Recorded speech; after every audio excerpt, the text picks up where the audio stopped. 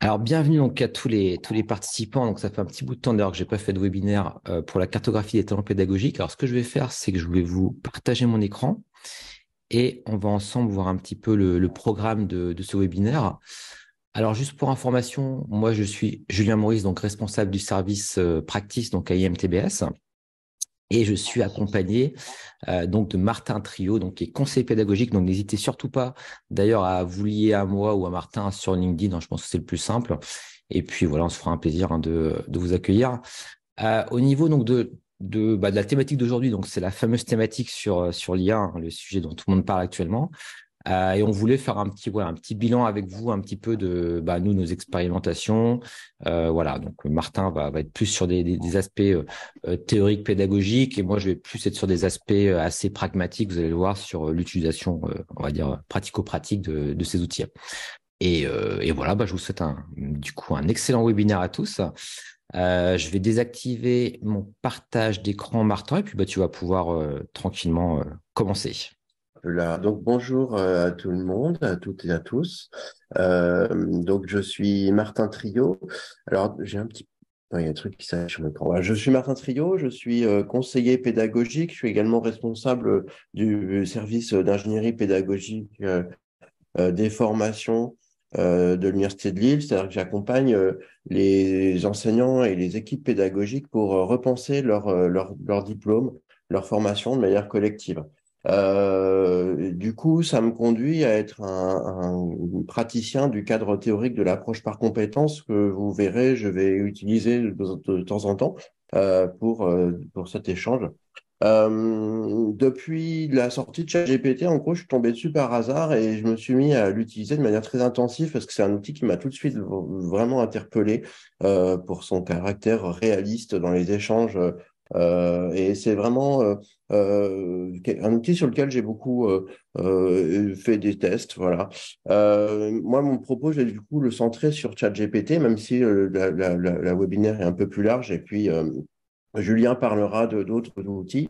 Moi, je vais centrer mon propos sur ChatGPT et surtout sur les défis qu'il pose aux enseignants. Ça, c'est un point important. Donc, je suis pas non plus un spécialiste de ChatGPT. Je vais vous en parler. Je vais dire un peu comment il fonctionne. Je me suis documenté un peu sur la question. Mais je suis pas non plus un technicien. Et puis, par ailleurs, ça bouge très, très vite. Donc, j'essaye de m'appuyer sur les éléments les plus stables, les plus solides, mais il faut pas évidemment oublier que tout ça bouge extrêmement vite.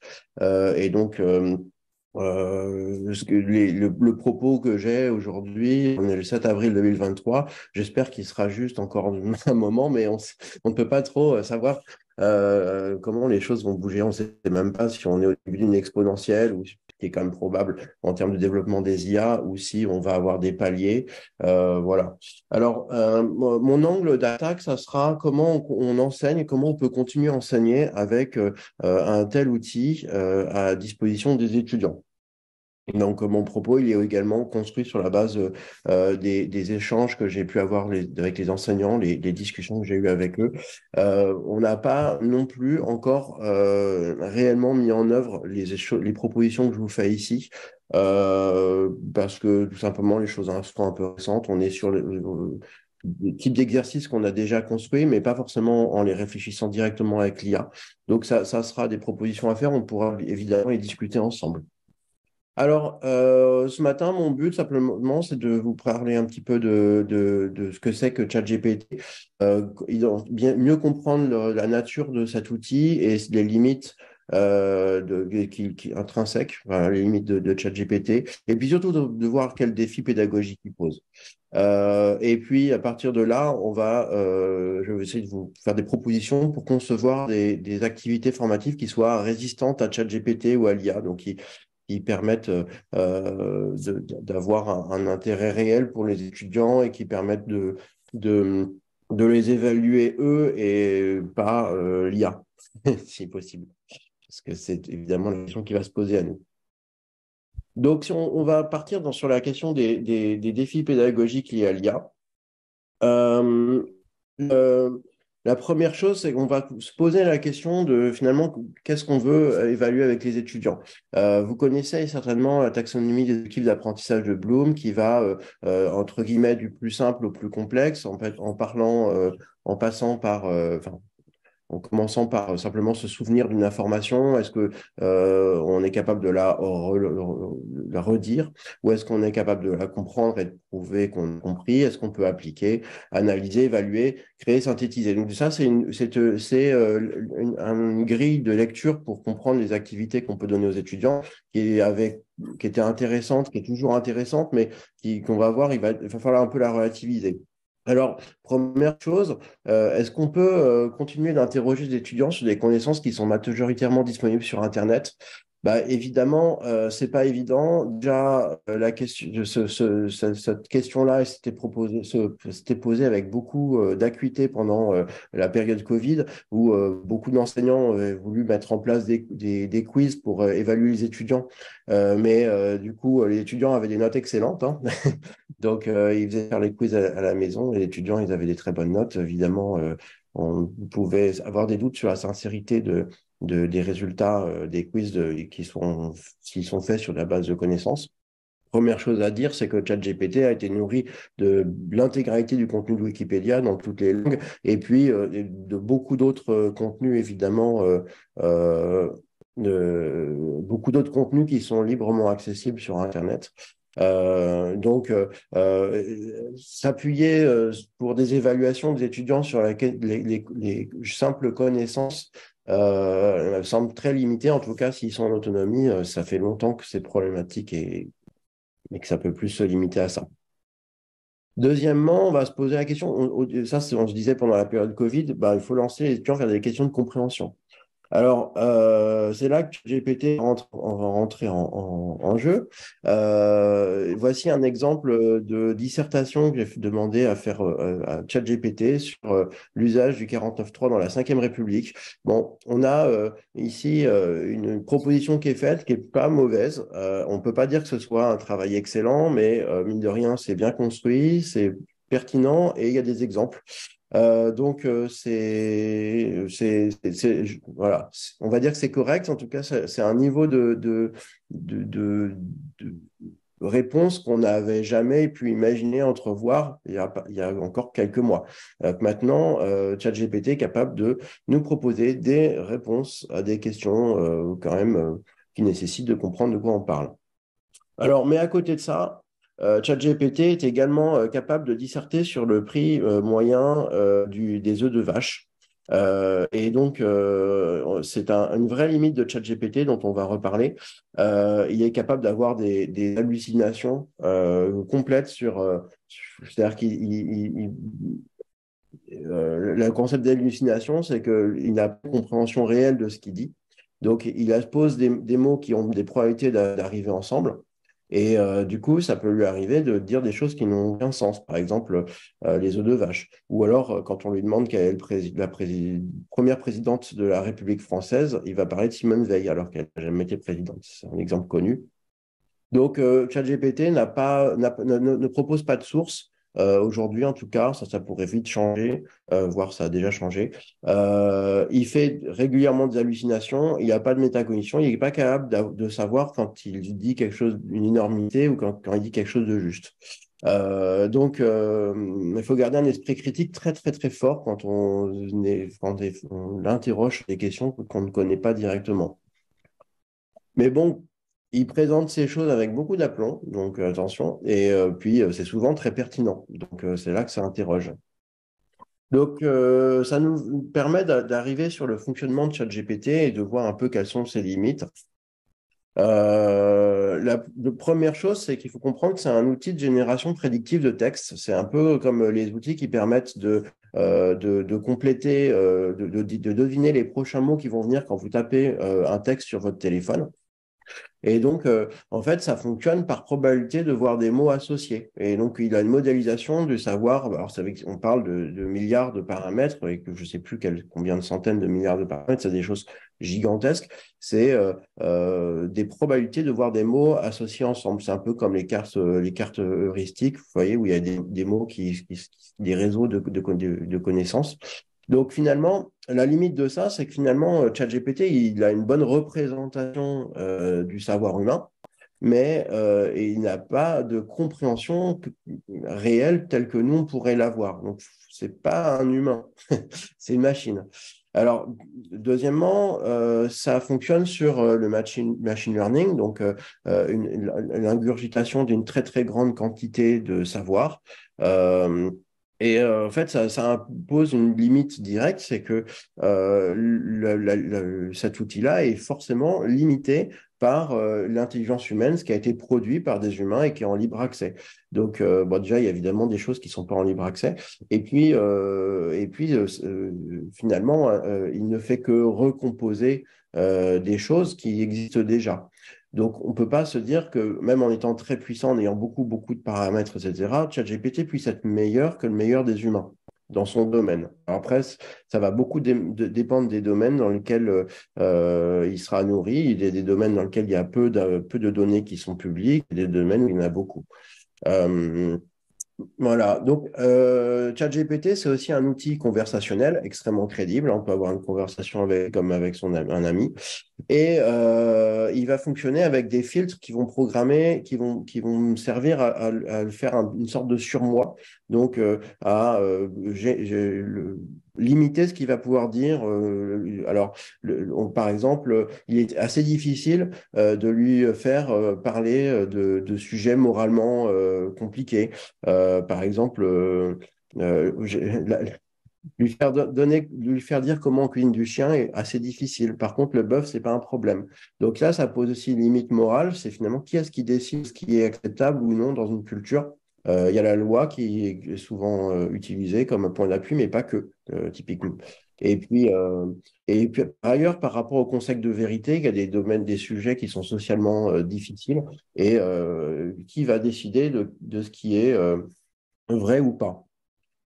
Alors, deuxième volet, c'est appliquer et analyser dans la Time Bloom. Alors ici, on voit un examen de Polytechnique un examen d'entrée, une chose un petit peu courante. Alors, la dernière version de ChatGPT prend des images, donc on lui a donné cette image et il a su résoudre le problème. Ici, on a deux publications qui sont sorties à quelques mois d'intervalle sur le fait que ChatGPT était capable au départ, d'avoir des bons résultats au barreau aux États-Unis et avec ChatGPT 4, GPT-4, de réussir haut la main l'examen du barreau. Donc, ça pose vraiment la question de ce qu'on donne comme tâche aux IA, parce que finalement, les tâches qui entre guillemets simples, et on va voir ce que j'entends par simple après, ChatGPT peut les réaliser facilement. Alors, si on prend notre tableau, on voit bien qu'on ne va pas pouvoir se positionner à beaucoup d'endroits dans ce tableau de la taxonomie des objectifs d'apprentissage, parce qu'évidemment, se rappeler, comprendre, c'est des choses qui deviennent vraiment très faciles à faire par une machine. Appliquer, analyser, ça devient, on vient vu, compliqué. Et créer, synthétiser, j'aime mieux évaluer, créer, synthétiser comme les endroits où on peut emmener nos étudiants. Cela étant, attention à ne pas faire ça dans des contextes trop simples. Par exemple, synthétiser, ChatGPT est un excellent outil pour faire des résumés de texte. Pour le coup, c'est pas. Mais typiquement, synthétiser un texte n'est pas une tâche très complexe. Enfin, c'est une tâche compliquée qui nécessite beaucoup d'attention, qui est très intéressante à faire si un humain s'y attelle réellement, bah, c'est très utile. Mais si on a un étudiant qui veut passer à côté de l'exercice et rendre un résultat sans trop se fouler, ben, il pourra donner le travail de ChatGPT sans problème. Donc la question, c'est qu'est-ce qu'on peut faire pour finalement évaluer nos étudiants de manière un petit peu fiable, sans risquer de se faire envoyer les résultats de l'IA.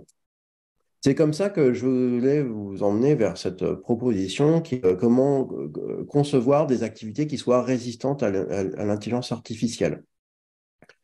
Alors, Pour cela, je vais convoquer le cadre de l'approche par compétences développé par Tardif au départ, Marianne Poumet et François Georges plus actuellement autour du Lab 7. Vous proposer alors, on n'est pas obligé de tout prendre dans ce cadre de l'approche par compétences juste pour répondre à la question qui est là, mais plutôt que de demander aux étudiants des tâches simples, les mettre dans des situations complexes. Alors, la mise en situation complexe dans le domaine de l'approche par compétence, ça s'appelle une situation d'apprentissage et d'évaluation, qui est une tâche authentique qui est consciemment organisée pour permettre le développement d'une compétence. Alors, ou d'une ou plusieurs. Ces mises en situation complexe, elles conduisent à pousser les étudiants dans des situations authentiques, donc proches de la réalité, où ils vont mettre en œuvre leurs compétences. Alors, par exemple, si on veut partir d'un objectif d'apprentissage tel qu'on aurait pu le formuler avec la taxonomie des objectifs d'apprentissage de Bloom, dont je parlais précédemment, ça pourrait être, par exemple, rédiger un texte de synthèse. Donc, rédiger un texte de synthèse, vous avez bien vu que ChatGPT peut le faire en quelques secondes et faire quelque chose de très intéressant. Alors déjà, on peut commencer à se dire, on va le transformer en compétence, on va être dans le côté intégration. Donc, ça serait peut-être rédiger un article de journal en tenant compte d'une ligne éditoriale, en collectant des informations, en croisant les sources. Voilà. Déjà, on transforme l'objectif, on le rend beaucoup plus large. Deuxième point, on peut se mettre dans une situation authentique.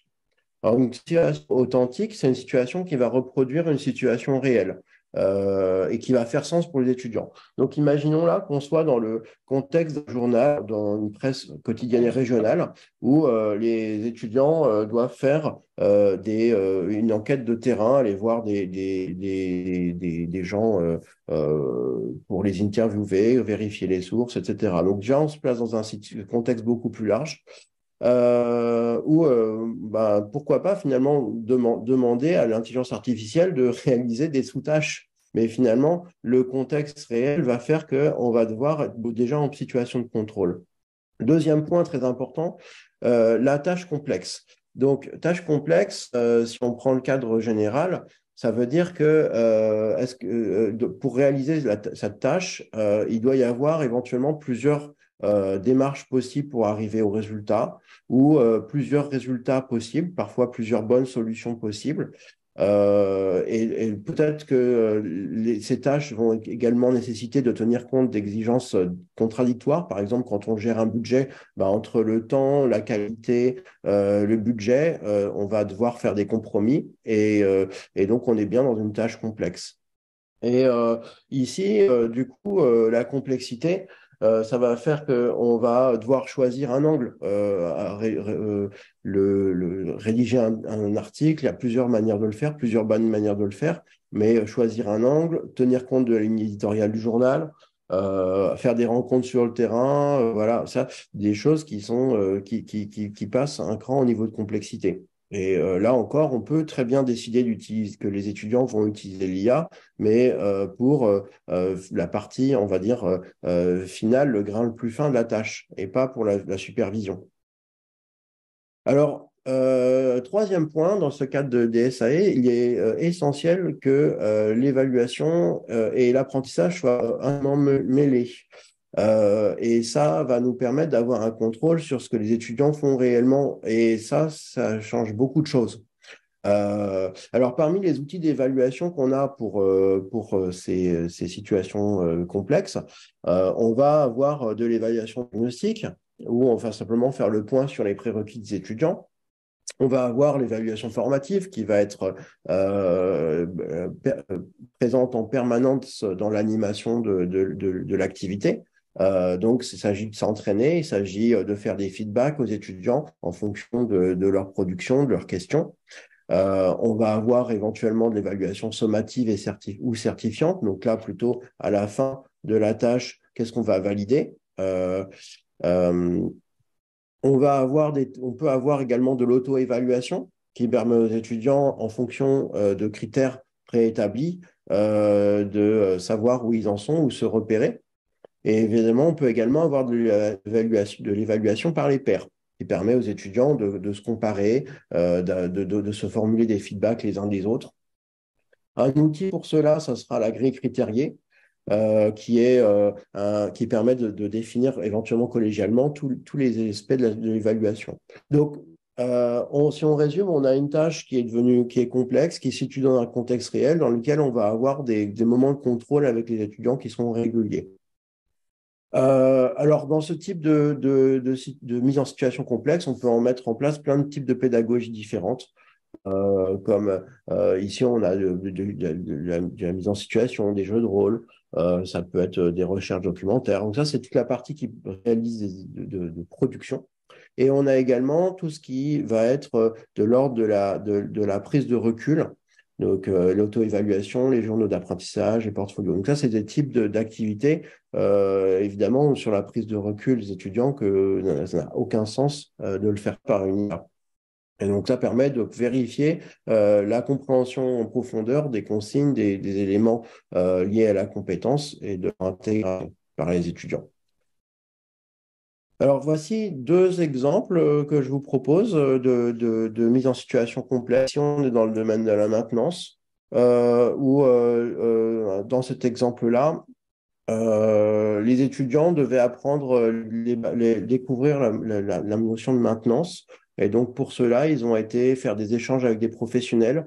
Ils avaient une investigation à faire, une synthèse à réaliser et des temps d'échange entre eux, de partage de ce qu'ils avaient découvert. Et ça a débouché tout ça sur des études de cas qui ont permis de mettre en œuvre et d'évaluer la compétence, assurer le maintien en conditions opérationnelles d'un système.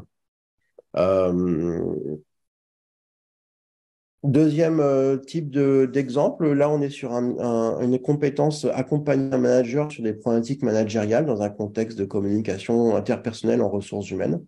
Et on a un cours dans lequel on va avoir différents temps d'enseignement et puis des temps de mise en situation qui vont permettre de mettre en œuvre les critères d'acquisition d'une posture professionnelle qui est celle du coach, qui a été définie dans la grille qui est à droite. Et finalement, les étudiants vont vivre des situations, des jeux de rôle où ils vont devoir jouer des personnages identifier des choses qui sont issues des concepts du cours pour accompagner la personne et avoir un rôle d'accompagnant par rapport aux problématiques managériales qu'il peut rencontrer. Donc, évaluation, auto-évaluation, évaluation par les pairs et puis évaluation finalement par l'enseignant autour de différentes situations. On pourrait aussi imaginer d'évaluer uniquement les auto-évaluations pour voir dans quelle mesure les étudiants ont pris du recul sur les situations qu'ils ont identifiées à leur marge de progrès. Voilà.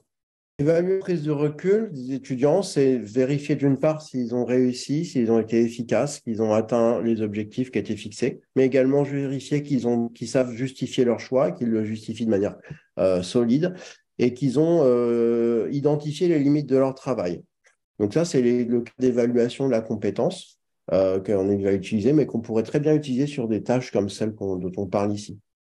Et puis, donc, évaluer la qualité du résultat, c'est quelles sont les limites de la production, mais finalement, tous les choix que j'ai réalisés, est-ce que c'était les bons?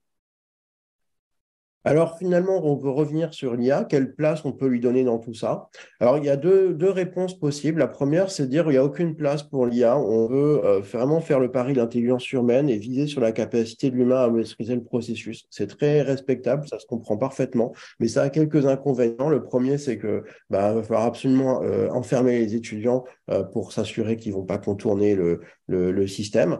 Le risque aussi, c'est qu'ils aient une approche naïve par rapport à l'IA et que finalement, ils se laissent déborder. Typiquement, est-ce que les étudiants qui vont savoir utiliser l'IA une fois sur le marché de l'emploi vont pas avoir un avantage concurrentiel fort? Par exemple, dans le domaine de la traduction, est-ce qu'il n'y aura pas des traducteurs qui seront très efficaces parce qu'ils seront en capacité d'utiliser des IA et apporter une plus-value par rapport à ça, par rapport à d'autres qui le feraient tout à la main et qui prendraient beaucoup plus de temps? Réponse 2, travailler la complémentarité. Typiquement, dans notre exercice, dans notre exemple sur la salle de rédaction, on pourrait imaginer que les IA commandent que les étudiants commandent des textes à l'IA et puis les corrigent et puis les valident. On peut aussi former les étudiants à faire des requêtes, à les critiquer, à les commenter, à les affiner, à vérifier les contenus. Donc, ça permet aussi de réfléchir en permanence à où est-ce que l'humain a une valeur ajoutée dans tout ça. Alors, l'inconvénient, c'est qu'il faut quand même être très lucide sur les capacités de l'IA qui sont en très grande augmentation, qui vont aller très, très vite. Et puis, c'est vrai que à force de se poser la question toujours de plus méta, finalement, on perd peut-être le contrôle sur le niveau de détail. Par exemple, si les étudiants, l'IA écrit les textes des journaux, la question du style ou du français ou la question de l'orthographe ou des choses comme ça vont peut-être totalement échapper à notre évaluation et c'est une question à se poser quand même. Alors, pour ne pas conclure, je voulais vous proposer une question centrale qui est essentielle finalement parce que dans mon propos, on cherche à éviter la triche des étudiants. Mais finalement, à quoi ça sert de tricher? Qu'est-ce qu'on vient faire à l'université si c'est pour ne pas apprendre en esquivant tous les exercices d'apprentissage? Donc ça, c'est une question de fond sur la posture des apprenants et la manière dont on peut les guider dans leur souhait d'apprendre avec deux questions en bordure ou frontière qui seraient d'un côté, est-ce qu'un système trop infantilisant ne conduit pas à un certain utilitarisme de la part des étudiants? Donc finalement, c'est de la facilité d'aller au plus simple, de tricher en fait en utilisant une IA pour éviter de faire leur travail. Mais à la contrario, est-ce que trop de responsabilisation vis-à-vis des étudiants ne risque pas de perdre ceux qui ont vraiment besoin d'être guidés? Alors, pour une dernière ouverture, je voulais vous inviter à notre table ronde qui aura lieu le 12 avril à 12h30, qui sera en présence ou à distance. La table ronde sera ouverte à distance avec l'inscription, avec les liens qui sont à droite. Et il y a également des ateliers pour les Lillois ou ceux qui veulent venir. Voilà. Et donc, je vais conclure ici. Merci Martin, top. Alors, vous pouvez poser des questions à Martin juste après ma petite présentation et comme ça on échangera sur les deux présentations. Moi, je vais partager maintenant mon écran et on va partir ici maintenant peut-être sur des aspects assez pratico-pratiques justement par rapport aux IA et à la pédagogie. Donc, on va commencer. Déjà, je voulais rappeler ici que vous pouvez retrouver un cours que j'avais mis sur YouTube à disposition, voilà, qui est encore d'actualité. Donc, n'hésitez surtout pas à aller le consulter. C'est sur donc la chaîne YouTube, le PédagoTube. Et vous pouvez comme ça retrouver donc ce cours avec quelques définitions, l'écosystème des IA, etc. Mais là, aujourd'hui, je vais quand même faire une petite mise à jour sur certains points avant de passer vraiment sur l'aspect pédagogique. Alors, point important, donc oui, alors au niveau de l'écosystème des IA, donc c'est vrai que Martin a beaucoup parlé de ChatGPT. Il y a deux, on va dire, mais par contre, il y a deux types d'IA qui sont très utilisés aujourd'hui. Il y a le textuel et il y a l'image, notamment avec Midjourney, on va en reparler tout à l'heure. Mais également, eh bien, la génération de musique et de vidéos qui arrivent également. Donc, c'est des choses qui vont bien sûr impacter également la pédagogie. Et on va également en parler, je vais vous montrer des exemples précis par la suite. Alors maintenant, focus sur ChatGPT, et là, c'est vraiment l'actualité, on va dire, chaude du moment. Alors du coup, il y a deux manières d'utiliser l'IA vraiment aujourd'hui qui sont centrales. Et il y en avait une que j'avais pas forcément anticipée et bon, l'autre était un peu plus évidente. Donc déjà, en fait, il y a l'API versus l'IA multimodale. Alors je vais m'expliquer. En fait, aujourd'hui, comme vous l'avez vu, ChatGPT est intégré dans des services existants. Alors, je vais déjà vous parler de cette première catégorie donc d'usage. Ça veut dire qu'on va pas utiliser directement ChatGPT sur l'outil en ligne, enfin en ligne en tout cas sur l'interface ChatGPT, mais dans un autre outil. Alors ici, je vous montre par exemple l'exemple pour le fameux navigateur Bing en fait. Donc ici, je suis sur le navigateur Bing. Je pose une question sur ce navigateur dans la partie chat entre guillemets. Et ici, ça va être GPT qui va me répondre, mais il y a un complément, c'est que vous allez le voir. Là, je lui pose une question, comment faire usage de ChatGPT en pédagogie. Ici, il me répond. Et ce qui est intéressant, c'est qu'on va avoir également des liens vers des sites vraiment qui sont, voilà, donc il est connecté pour le coup au web. Et ici, par exemple, eh bien, il me mène vers un guide de l'enseignant, voilà, sur un site de veille sur la pédagogie. Donc ça, c'est quelque chose de très intéressant. Mais il y a plein d'autres exemples, bien sûr, qui arrivent, hein. Ici, je vous donne un autre exemple. Moi, j'utilise beaucoup WinZQL. C'est un outil pour faire des cartes heuristiques. Bah, par exemple, vraiment par hasard, hein, j'utilisais l'outil et je vois que maintenant, ils ont également ajouté, vous voyez, le petit bouton ici, intelligence artificielle. Donc, voilà, ici, je mets par exemple dans le sujet activité pédagogique pour développer l'esprit critique. Et vous allez voir, en cliquant sur ce petit bouton, eh bien, tout simplement, il va me générer eh bien, une proposition, on va dire, directement dans une carte heuristique. Après, si je souhaite approfondir un point, via cet outil-là, et encore une fois, c'est un exemple parmi tant d'autres, je clique dessus, je clique à nouveau sur générer via l'IA et il va me faire des propositions comme ça, voilà, de manière très rapide. Et bien sûr, tout ça, c'est de manière totalement transparente pour l'utilisateur, entre guillemets, mais c'est derrière, c'est ChatGPT finalement qui travaille. Alors aujourd'hui, c'est ChatGPT, ce sera d'autres IA bien sûr par la suite, mais sachez que c'est vraiment une grosse tendance. Alors enfin, sur quelque chose de plus pédagogique pour le coup par rapport aux outils existants, j'étais bêta-testeur sur Quiz Wizard, donc de WooFlash, d'entreprise WooFlash, et je vous montre justement, c'est le même principe, c'est-à-dire c'est un outil qu'on connaît tous en tant que pédagogue, pardon, maintenant. Et ils ont créé finalement une interface qui permet de cette fois de créer des questions via l'IA. Donc, vous voyez l'exemple concret que je vais prendre. Ici, je suis sur leur interface. Je vais mettre gestion de projet. Donc, voilà, la matière, c'est gestion de projet. Je choisis mon niveau. Ici, je vais mettre supérieur. Et ma classe, je vais mettre ici Master 2, là, de mémoire. Voilà. Et ensuite, je vais mettre la thématique. Donc, c'est une sous-thématique par rapport donc, à mon cours de gestion de projet. Là, je mets les différentes méthodes de planification. Je clique sur continuer. Ici, on me propose soit des questions, soit un jeu de flashcards. Je vais mettre questions. D'accord. Bon, je vais assez vite là-dessus, hein. On génère les questions et vous allez voir, automatiquement, finalement, l'outil va me proposer comme ça un pool de questions. Et si vous connaissez en gestion de projet, vous verrez que c'est des questions tout à fait pertinentes, hein. Voilà, déterminer le chemin critique, etc. Donc, c'est des choses qui fonctionnent tout à fait. Une fois que, eh bien, j'ai réalisé cela, je vais pouvoir définir si je souhaite, eh bien, comment je souhaite que cette question soit posée. Est-ce qu'il y a par exemple, ici, c'est 3 réponses incorrectes et une réponse correcte. Voilà, donc ici, je vais laisser ce choix par défaut. Et ensuite, ici, dans mon cas, je vais générer donc, les réponses. Et donc, on retrouve maintenant les questions et les réponses qui suivent. On pourrait très bien sûr, modifier les questions et les réponses. Donc, c'est vraiment bien foutu de ce niveau-là. Puisque, bon, c'est vrai que, comme on l'a dit, hein, ChatGPT peut halluciner en quelque sorte. Donc, voilà, bien sûr, faut relire, hein, c'est le rôle de l'enseignant. Mais en tout cas, c'est un outil qui, vraiment, de mon point de vue, va vous faciliter la tâche, va permettre de faciliter la tâche. Et là, je peux très bien exporter ensuite eh bien, tout cela sur du WooClap, sur du Moodle, etc., de manière voilà, très simple en quelques clics. Voilà un petit peu pour un autre exemple d'usage aujourd'hui de ChatGPT, mais qui est intégré via une API dans un autre outil. Maintenant, ce qu'on voit également arriver, et ça, c'est quelque chose moi que j'avais pas du tout anticipé, c'est que dans ChatGPT lui-même, eh bien, on va avoir un écosystème finalement d'applications. Et là, je vais vous montrer une vidéo qui a été donc enregistrée par justement l'équipe d'OpenIA.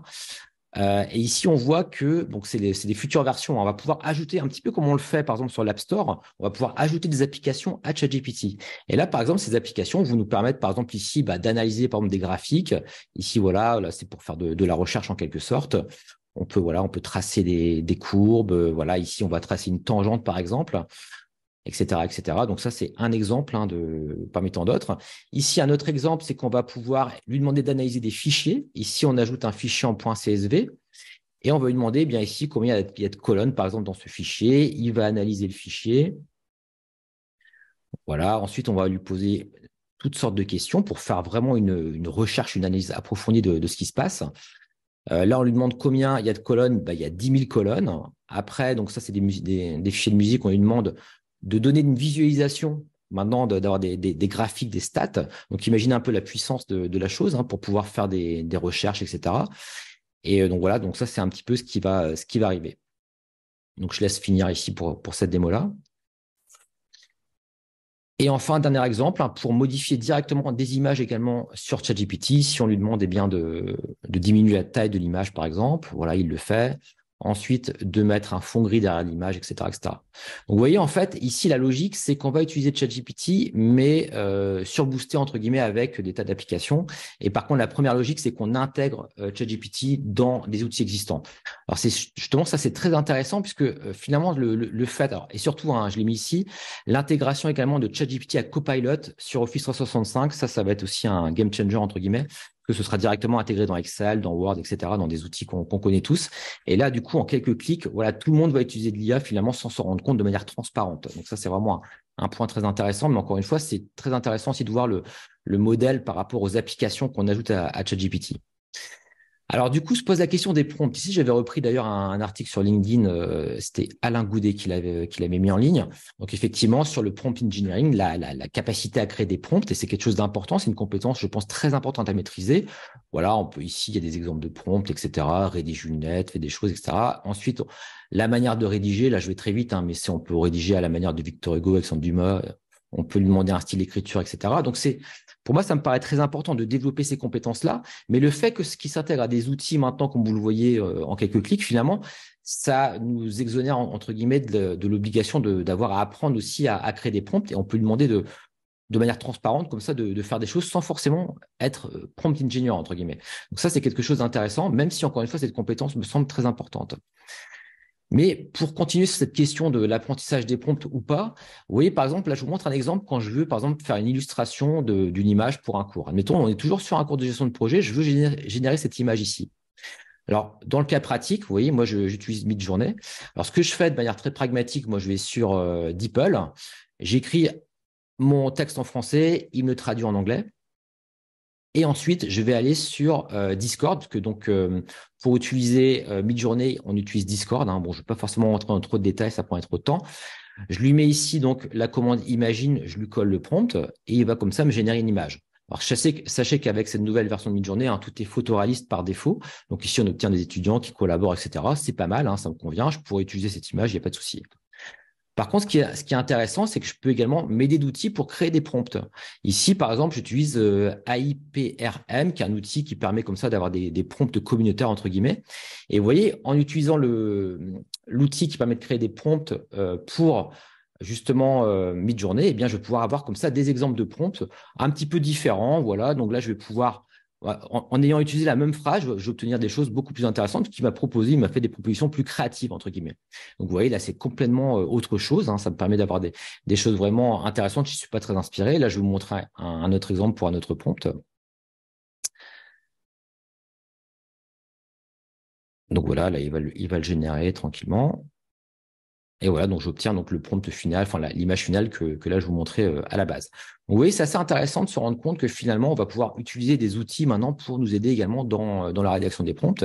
Et beaucoup de personnes utilisent maintenant GPT-4 directement, bien sûr, pour faire leurs prompts sur Midjourney notamment.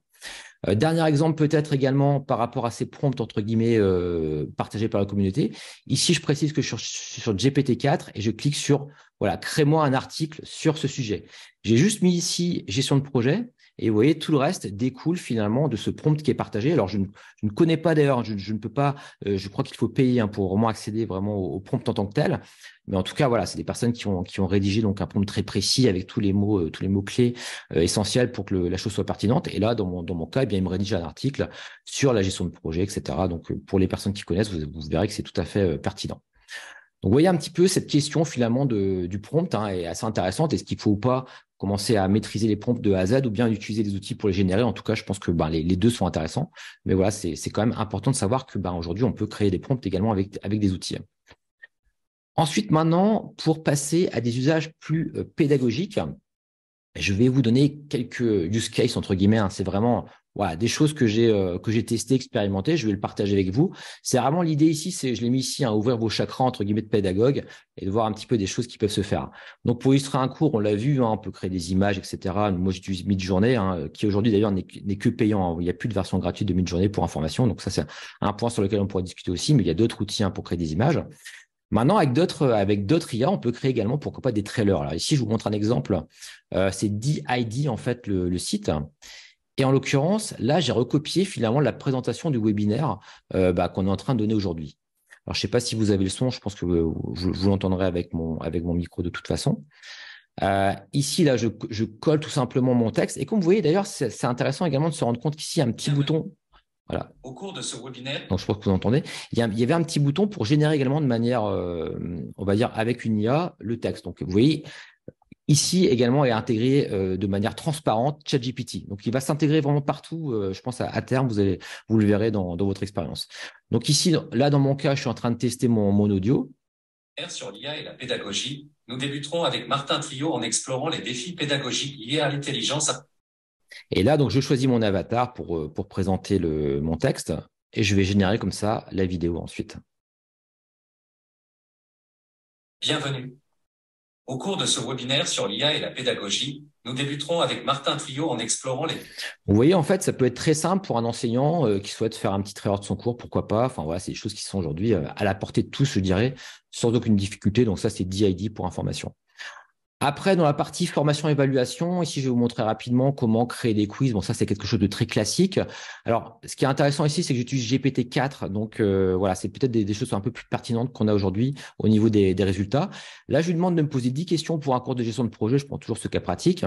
3 questions à choix multiples, 3 questions à choix unique, 2 questions à trous et 2 questions vrai-faux. Hop, c'est parti.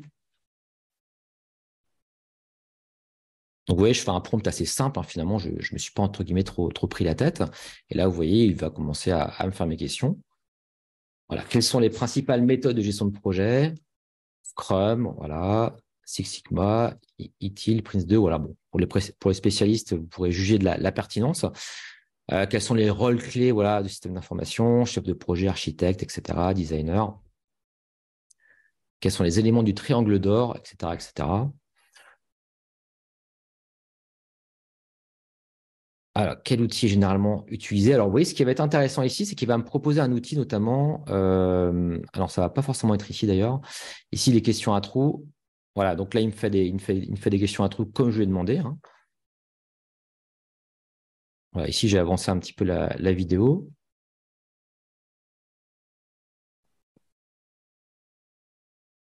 Et enfin, les questions vrai-faux également, comme je lui ai demandé dans mon prompt. Donc, on peut vraiment être très précis dans son prompt et il va nous faire vraiment toutes les questions qu'on souhaite. Alors ici, vous voyez, je n'avais pas forcément d'ailleurs les bonnes réponses. Donc après, je lui envoie un message, je lui demande bien de mettre, vous allez voir, les bonnes réponses. Et voilà, il me donne à chaque fois les bonnes réponses pour les questions, etc. Donc, vous pouvez bien sûr échanger si la chose ne vous satisfait pas, entre guillemets, de manière très naturelle, entre guillemets.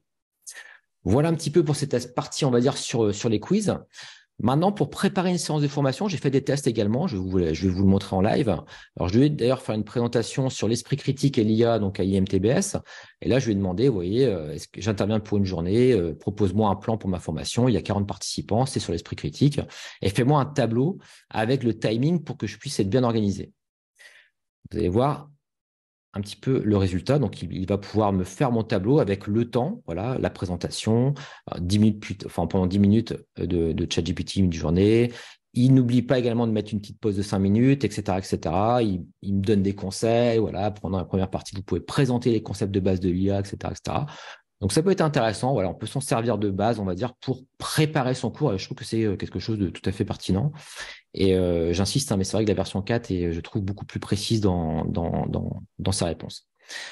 Enfin, un point qui me semble très intéressant également, c'est la notion de pédagogie différenciée. Alors, c'est peut-être un bien grand mot différencié, mais vous allez voir un exemple assez précis. En admettant que je suis toujours sur mon cours de gestion de projet, je souhaite en fait faire des définitions sur les différentes méthodes agiles, méthodes en cascade, itératives, etc. Et vous allez voir ce que je vais lui demander en fait, c'est qu'il me fasse une définition comme si j'étais un expert en gestion de projet et une définition comme si j'étais un enfant de 8 ans. Et là, ce qui est intéressant, c'est qu'on va vraiment pouvoir avoir voilà, 2 types de définitions. Alors, ça peut vraiment être intéressant, je pense, pour vos cours, hein, pour des étudiants qui vraiment n'ont pas de notion et si vous voulez leur expliquer les choses plus simplement. Donc, vous voyez, par exemple, ici, comment il me décrit pour un enfant de 8 ans la méthode agile. Imagine que tu construis un château de Lego. La méthode agile, c'est de construire voilà, chaque pièce du château séparément, puis les assembler, etc. Donc, voilà, il donne des exemples, entre guillemets, qui pourraient être compréhensibles par un enfant et ce qui me semble tout à fait pertinent. Alors, voilà, vous pouvez évidemment varier un petit peu, entre guillemets, les âges si vous voulez changer un petit peu les définitions, les rendre un petit peu plus compliquées ou plus détaillées. Mais vous voyez, à chaque fois, il y a la définition de l'expert ici et ici plutôt la définition accessible entre guillemets pour un enfant. Donc ça me semble intéressant en tout cas d'avoir ça en tête au niveau de vos prompts. Enfin, moi, je vais également réaliser des barèmes. Ça, c'est des choses qui peuvent être intéressantes également. Donc, tu es expert en pédagogie. Voilà. Peux-tu me rédiger des phrases types en fonction des éléments de barème suivants: inadéquates, compétences en développement, compétents avancés. Donc, on est beaucoup sur maintenant l'évaluation par compétences. Donc, ici, dans mon cas, voilà, c'était une demande d'ailleurs d'un enseignant qui voulait que je lui détaille un peu tout ça. Bon, moi, personnellement, j'utilise aujourd'hui au quotidien cet outil-là, notamment dans mon métier. Donc, c'est vrai que voilà, je les réflexe et puis je me suis dit, bah, tiens, je vais capter l'écran en même temps pour montrer aussi un exemple concret. Et là, vous voyez, bon, bah, il me fait le travail, hein, inadéquat. L'étudiant ne montre pas de compréhension, de compétences, etc. Compétences en développement, l'étudiant montre de compréhension partielle, etc., etc. Je ne vais pas forcément tout vous lire ici. Mais vous voyez, simplement pour vous dire qu'on peut vraiment lui demander des tas de choses aussi vraiment liées à la pédagogie, la réalisation de barème, l'évaluation par compétences, etc. Ça peut être vraiment pratique. Alors ensuite, pour les activités d'apprentissage ici, je vais vous donner des exemples assez intéressants sur notamment la manière de faire réviser donc les étudiants. En fait, ce qui va être intéressant avec cet outil-là, c'est qu'on va pouvoir faire des prompts qui permettent de s'auto-évaluer, d'avoir un échange finalement comme si on échangeait finalement avec un évaluateur. Ici, je lui demande, pose-moi des questions une par une sur la thématique de la gestion de projet en système d'information. Si je me trompe, corrige-moi et passe à la suite. Donc voilà, ça va être parti. Je lui envoie ça. OK, il me pose la question 1, quelles sont les principales méthodes en gestion de projet? Ici, moi, je vais lui faire une réponse. Voilà, je vais mettre Agile, je vais mettre Scrum et je vais envoyer. OK, il me dit, bravo, vous avez mentionné deux méthodologies. Cependant, il en existe d'autres. Donc, vous voyez, j'ai un feedback qui est vraiment adapté.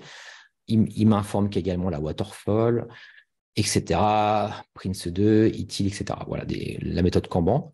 Et comme ça, il va pouvoir me donner un feedback tout en prenant en considération évidemment la réponse que je lui ai donnée. Ensuite, voilà, il me pose sa deuxième question dans la foulée. Quel est le rôle d'un chef de projet en système d'information? Ici, je vais mettre coordonner les équipes. Voilà, je mets un peu ce qui me passait par la tête au moment de la vidéo, s'assurer de la qualité des livrables et j'envoie la réponse.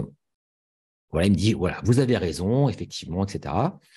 Mais il va également m'ajouter d'autres choses en plus. Donc, c'est vraiment très intéressant pour ce côté apprentissage. Donc, pourquoi pas demander à vos étudiants de s'entraîner, de donner la preuve qu'ils se sont entraînés, etc. Donc, ça peut vraiment être des idées intéressantes.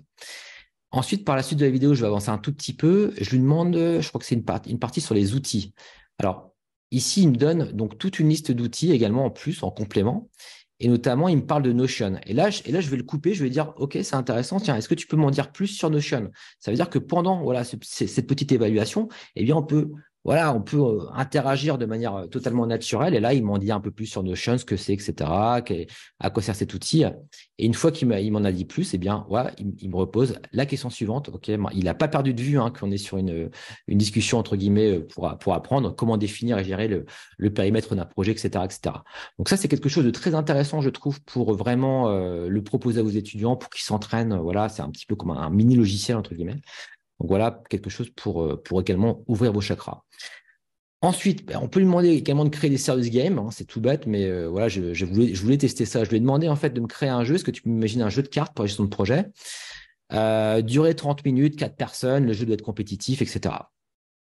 Alors là, il me propose quelque chose, décris-moi les règles de jeu. Alors voilà, donc vous allez voir, il va me créer un jeu. Donc il me l'appelle Project Master, un jeu compétitif, donc pour enseigner les fondamentaux de la gestion de projet, etc. Donc il me donne le but du jeu, voilà, et de terminer un projet avec le moins de problèmes et le plus de points de réussite, etc. Donc il me propose un plateau avec 30 cases, 80 cartes, etc. Bon, il y a beaucoup de cartes. Je vous avoue que je n'ai pas forcément testé. D'ailleurs, juste pour information, donc il me donne les règles du jeu. Voilà, ce sera à tester. On peut être sceptique sur les résultats. Je pense que, mais en tout cas, je trouve que c'est intéressant qu'il propose quelque chose. Après, à voir si ça fonctionne dans la réalité. Mais vous voyez, j'ai poussé un peu le vice, entre guillemets, en lui demandant également de me décrire 40 cartes ressources, qui me paraît de cartes ressources. Bien là, en fait, il me fait, vous voyez, juste après, un tableau avec toutes les cartes ressources du jeu. Voilà, pourquoi pas. Encore une fois à tester, mais je trouve ça intéressant qu'on puisse comme ça, pourquoi pas, créer des règles de jeu avec ChatGPT. Et enfin, quelque chose de très important, je pense, c'est pour développer également l'esprit critique des étudiants. Alors, on a travaillé un petit peu déjà là-dessus avec IMTBS. Alors, je vous montre un peu qu'il est très facile aujourd'hui, bien sûr, de créer du fake. Et l'idée, je pense, ça pourrait être d'amener vos étudiants à créer des fakes. Vous voyez, par exemple, là, je fais la diffamation. À mi-temps, je vais faire la diffamation sur Bill Gates. Là, j'ai demandé à Midjourney de me faire une image de Bill Gates avec un fusil avec des éléphants derrière. Et dans mon idée, je vais faire un article pour dire que Bill Gates chasse l'éléphant. Voilà. Donc, imaginez un peu vraiment l'article diffamant. Et là, je demande à ChatGPT, vous voyez, là, je suis en 3.5 d'ailleurs. Tu es rédacteur d'un magazine à scandale. Écris-moi un article qui dénonce les scandales d'un Américain nommé Bill, etc., avec des photos compromettantes. Alors là, ce qui est curieux, c'est qu'il me fait l'article, il n'y a pas de souci, il n'y a pas de censure, entre guillemets. Voilà, il me fait vraiment mon article. Et là, vous allez voir, je vais lui demander d'ailleurs de modifier deux, trois petites choses. Je vais lui dire, OK, modifie l'article, parce qu'il m'avait dit que dans l'article, la photo était prise aux États-Unis. Je vais lui dire, remplace-moi les États-Unis par le Kenya et remplace-moi Bill par Bill Gates. Oui. Et pour lui, il n'y a pas de souci. Il me le fait, il n'y a aucun problème. Il ne voit pas de souci éthique, entre guillemets. Donc, vous voyez qu'on peut créer des fakes comme ça très rapidement. Donc, il me fait l'article. Maintenant, je lui dis, trouve-moi le titre de l'article. Il va me trouver, il va me faire 5 propositions. Je vais avancer un petit peu. Bill Gates impliqué dans un scandale, la face cachée de Bill Gates citoyen respecté, prédateur sans scrupules, etc. Et maintenant, je lui demande de me faire le chapeau de l'article en 50 mots. Donc, vous voyez à quel point on peut aller vraiment loin. Et ensuite, je vais mettre ça sur Canva, je vais faire mon joli article et je vais pouvoir créer comme ça ma fake news. Donc, quelque chose qui me semble très intéressant, c'est pourquoi pas de former vos étudiants à ça et pourquoi pas de leur demander d'en créer des fakes pour se rendre compte à quel point c'est une problématique aussi et que c'est vraiment quelque chose qui se développe et voilà, ça leur fait prendre conscience de la chose. Donc, nous, c'est peut-être quelque chose qu'on va faire, hein. Ça n'a pas été encore acté, mais en tout cas, ça peut être intéressant. Et je vous montre juste pour finir sur une petite note un peu comique, j'avais fait également un article sur l'aquaponie, donc le nouveau sport qui fait plouf auprès des animaux. Donc, vous voyez, pour vous montrer un peu ChatGPT 4 aussi, l'humour qu'il peut avoir. Donc voilà, l'aquaponie, cette discipline mêlant l'équitation et la plongée, c'est de plus en plus d'amateurs. Pourtant, elle soulève de vives inquiétudes quant au bien-être des poneys, pouvant pousser l'association L214 à intervenir. Plongeons dans cette controverse. Et vous voyez, ce qui est assez intéressant, là, encore une fois, c'est GPT-4. Il y a de l'humour. Je vais demander de mettre un peu d'humour là-dedans. Donc, l'aquaponie, vous en avez certainement entendu parler. Cette discipline mi-poney, mi-plongée fait fureur, etc., etc. Et là, vous voyez, par exemple, ici, il dit, dans un souci d'humour, on pourrait dire que l'aquaponie est le parfait mélange entre le polo et le water polo. Vous voyez, donc il fait un jeu de mots finalement avec la notion d'eau, etc. Enfin, bref, je vous laisserai lire l'article si vous souhaitez. Enfin, c'est assez rigolo. Mais voilà un petit peu aussi un point qui me semble très important, c'est vraiment le développement de l'esprit critique dans les activités de l'apprentissage que vous pouvez proposer donc à vos étudiants. Voilà, je vois l'heure qui tourne. Je vous propose, alors pour ceux qui le souhaitent, on va pouvoir passer en mode échange. Alors, je vais arrêter mon partage et vous n'hésitez surtout pas à activer vos caméras pour cette partie d'échange. Alors, je suis désolé, on a peut-être un petit peu dépassé le timing. On va se permettre de terminer à midi 15, on va dire, les échanges. Et ceux qui voudront rester un tout petit peu après, on pourra continuer de discuter. Il n'y a pas de souci. Voilà, écoutez, si vous avez des questions, c'est le moment. N'hésitez surtout pas à lever la main également pour les poser. Si vous avez si ça vous a inspiré des choses et que vous avez, pourquoi pas, vous aussi des choses à partager. Alors, est-ce qu'il y avait déjà des questions dans le chat? Ça donne des idées. Alors, quid des droits d'auteur avec GPT? Donc ça, donc je lis le chat en même temps. Alors en fait, il y a pour information, il n'y a pas forcément aujourd'hui de législation sur le droit d'auteur, que ce soit d'ailleurs avec ChatGPT ou même avec Midjourney. C'est-à-dire que les images de Midjourney qu'on génère, eh bien, elles ne sont pas protégées entre guillemets. Et c'est pareil pour ce qui est généré avec GPT. Alors, il n'empêche que là, nous, par exemple, à IMTBS, on est en train de créer une charte de bonne utilisation de l'IA entre guillemets, et qu'on demande aux étudiants, enfin en tout cas dans cette charte qui est en cours, eh bien, de dire lorsqu'ils ont utilisé une IA, etc. Donc, c'est quand même des points importants. Ça n'empêche pas qu'on peut demander, qu'on peut avoir des chartes et des règlements. Alors, il y a Ludovic, bienvenue d'ailleurs, bonjour Ludovic, Louis Charbonnel de Challenge Me. Je t'en prie, tu peux peut-être activer ton micro, Ludovic. Super, en tout cas, merci, vraiment super intéressant. J'avais une question moi par rapport à la perception que vous avez tous les deux justement sur la génération, les outils qui utilisent ChatGPT derrière. Comment vous percevez ça? Est-ce que pour vous, parce que c'est des vrais questionnements qu'on a, nous, est-ce qu'on intègre ce type de technologie ou est-ce que ça peut créer une peur des enseignants de dire, bah, en fait, je vais créer une activité avec ChatGPT dans un outil X ou Y, donc je vais donner des données à ChatGPT. Quelle est votre perception de ça? Est-ce que vous trouvez ça plutôt intéressant? Est-ce que ça doit être optionnel? Est-ce qu'il faudrait... Bah c'est vrai que alors je me permets de répondre, Martin, en premier, tu pourras peut-être répondre après. C'est vrai que c'est une question super intéressante parce que je sais pas si tu as su, mais l'Italie a interdit notamment l'usage de ChatGPT. Ouais, c'est pour ça que je vous pose la question, ouais. Et d'ailleurs, je sais pas comment ils vont faire parce que concrètement, ce que je montrais là, c'est que ce qui est intéressant, c'est de se rendre compte qu'ils s'intègrent de manière transparente dans tous les outils en fin de compte. Donc je C'est sais pas, super facile. voilà, et je sais C'est pas une API, concrètement. nous, enfin, je veux dire, ça prend 3 secondes pour le faire. Donc, c'est vraiment, pour le coup, on est capable d'enrichir beaucoup d'expériences comme ça, mais ça pose des questions euh, Tout à fait. sur la donnée, quoi. Tout à fait, parce que donc là, bon, typiquement pour Italie, je ne sais pas comment concrètement ça peut marcher, parce que bah, ça veut dire qu'ils vont interdire à tous les outils qui utilisent une API de ChatGPT d'être utilisés. Je ne pense pas, tu vois ce que je veux dire. Voilà. Mm. Donc, à mon avis, alors ta question est légitime dans le sens où toutes les données, ben, quelque part, elles sont traitées chez OpenAI. Donc, nous, on n'a pas forcément non plus la main là-dessus. Ça veut dire que concrètement, on sert aussi à l'algorithme à s'améliorer. Il se resserre de ce qu'on lui donne, hein, ça a été montré aussi.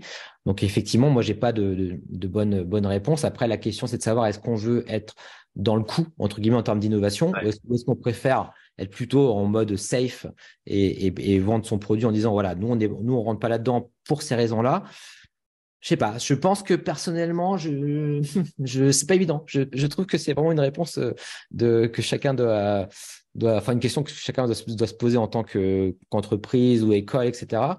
Moi, personnellement, j'aurais plutôt tendance à me dire que voilà, c'est un moment un peu charnière de l'histoire et je pense que si on prend du retard, c'est compliqué après de se remettre voilà, dans les roues.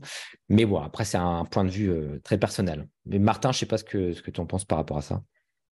Ouais, moi je dirais de manière assez générale, l'intelligence artificielle arrive là depuis, enfin ça fait un moment que ça se prépare, mais on a une déflagration très forte avec l'arrivée de ChatGPT. C'est une explosion en termes de développement. On ne sait pas du tout si on est au début. Enfin, il y a de bonnes chances pour qu'on soit au début d'une exponentielle. Probablement, c'est une révolution industrielle aussi forte que celle qui a été Internet. Moi, en tout cas, c'est mon parti pris. Je pense que la prise de conscience de ça, elle est encore très très faible. Je pense que ça suscite énormément de questionnements, d'engouement, de réflexions. Les gens sont nombreux dans les événements sur le sujet et c'est une bonne chose, mais néanmoins, c'est le début. Il y a encore énormément de gens, je pense, dans l'enseignement supérieur qui n'ont pas tellement conscience de ce qui vient. Donc, je pense qu'il est important d'expérimenter, d'essayer, chacun dans son centre de recherche, voir ce que ça donne, tout simplement, ce qui a été, et puis jauger ce qui est possible d'en faire, d'en tirer. Je pense que c'est intéressant, de toute façon, on va pas tous les outils, enfin, je pense qu'il est illusoire de vouloir interdire ces outils-là. Certainement, il faut les réglementer, réfléchir notamment sur la question du droit d'auteur. Ça a été posé dans le chat comme question. Concrètement, ChatGPT s'inspire, oui, intègre, ingurgite tout ce qu'il y a dans Wikipédia, mais quelle rétribution il y a pour finalement les gens qui ont créé l'intelligence aujourd'hui? C'est pas une question qui se pose. C'est juste voilà, donc ChatGPT a intégré la connaissance et la redonne sans vraiment en avoir même conscience. Mais finalement, les gens qui ont créé tout ça sont pas rétribués. Et donc, il y a effectivement beaucoup de questions sur lesquelles il faut une maturation et il faut expérimenter, hein. Il y a pas d'autre choix. De toute façon, l'IA va continuer à se développer dans tous les domaines. Tout à fait. Merci en tout cas, Ludovic. Je sais pas si tu avais d'autres remarques. Non, merci, merci tous les deux. Je suis complètement en phase, hein. On est qu'au début. Ouais. Et tu l'as dit, hein, moi aussi utilisateur de ChatGPT 3 et 4, et on voit déjà une différence, plus tous les outils qui émergent, et puis surtout toutes les applications potentielles que tu as très bien décrites dans tes différentes vidéos. On en est vraiment qu'au début, hein. Tout à fait, ouais. Et encore une fois, là, on a vu hein, que même ChatGPT va avoir des applications. Donc, enfin, moi, ça me semble vraiment compliqué aujourd'hui de ne pas l'utiliser malgré tout par rapport à, entre guillemets, à la concurrence, si on réfléchit en termes de marché de la concurrence. Mais bon, ça va sans doute être le choix de certaines entreprises qui vont sans doute aussi se distinguer, on va dire, par le fait qu'ils n'utilisent pas d'IA. Toi, ça pourrait très bien être un positionnement aussi. Donc, il n'y a pas de. Pour moi, Ouais, et puis je pense qu'il y a des façons pertinentes de l'utiliser qui peuvent être des outils pédagogiques. Nous, par exemple, sur la partie évaluation par les pairs, on réfléchit à utiliser une IA pour conseiller l'étudiant sur son feedback. Tu vois, pour lui dire, bah voilà, dans ton feedback, il manque ces éléments-là. Donc, c'est pas pour construire le feedback, mais c'est plutôt pour lui donner des éléments qu'il pourrait rajouter dans son feedback. Donc ouais, ça peut être des choses intéressantes. complètement. Ah ouais, ce serait super intéressant. Donc, toi, typiquement, dans Challenge Me, tu penses l'intégrer finalement? Enfin, Nous, on va l'intégrer à deux niveaux. On va l'intégrer, bah, comme je viens de le dire, côté étudiant, pour les aider à rédiger un feedback, toujours en optionnel, c'est-à-dire c'est l'enseignant qui décidera d'activer ou pas cette fonction, mais aussi pour les enseignants, pour générer les grilles de critères, pour générer des activités, comme tu l'as bien montré, ça marche bien. Les prompts sont assez simples à faire, donc nous, on les a préconçus et on va mettre ça à disposition des enseignants parce qu'on trouve que ça peut être vraiment des outils pour faire gagner du temps. Tout à fait. Moi, je l'ai pas montré là, mais j'avais aussi une partie sur décrire son cours où je lui demande vraiment, voilà, je lui dis, voilà, j'ai tant de séances, est-ce que tu peux me décrire mon cours en mettant aussi les compétences, les objectifs? Alors, ça n'exclut pas qu'en tant qu'enseignant, on va tout relire, on va voir si tout match, etc. Mais je trouve que ça facilite le travail, et en quelque sorte, et encore une fois, hein, je pense qu'un message essentiel aussi, c'est que c'est pas parce que c'est créé par ChatGPT qu'on est censé ne rien faire en tant que pédagogue. Il faut relire, voir si ça match, et puis pour moi, il n'y a pas de souci quand on l'utilise dans ce cadre-là, en tout cas. Pour moi, c'est un Euh, gain de temps. ouais, C'est tout à exactement fait. ça. C'est un gain de temps et de productivité, je suis d'accord avec toi. Ouais. Et ça peut inspirer également. Ouais. Martin, tu avais une autre remarque par rapport à ça? Oui, en fait, je voulais revenir en prolongement de mon propos et en fonction des échanges qu'il y a dans le chat. La sensibilisation sur l'intelligence artificielle est d'autant plus urgente à faire auprès de tout le monde, de tous les publics, qu'elle va se développer dans un champ absolument pervers qui est la manipulation de masse, les fausses informations, les fake news. On peut, depuis déjà un moment, créer des fausses vidéos impliquant des personnes, faire dire des choses à des gens. Enfin, il va falloir être conscient maintenant que quelque part, toute source audiovisuelle ou même textuelle, Internet, etc., est absolument facile à falsifier et il faut vraiment garder beaucoup de recul par rapport à ça. Et je me pose vraiment la question sur le moyen terme de la confiance qu'on va pouvoir avoir dans l'information disponible sur le net. Euh, Ouais. Non, non, mais c'est vrai que là, pour le coup, les fake news, bah, d'ailleurs, il y en a une qui a fait beaucoup parler d'elle, je pense qu'elle va rentrer dans l'histoire. C'est une personne, un senior dans une manifestation qui se fait un peu taper dessus, finalement, avec des forces de l'ordre. Et finalement, ça a fait le tour des réseaux. C'était par rapport, bien sûr, aux événements actuels par rapport aux retraites. Et en fin de compte, il s'est avéré que c'était une photo générée par Midjourney. Et donc, puis, voilà, il y a eu les fameuses photos avec les doudounes, etc.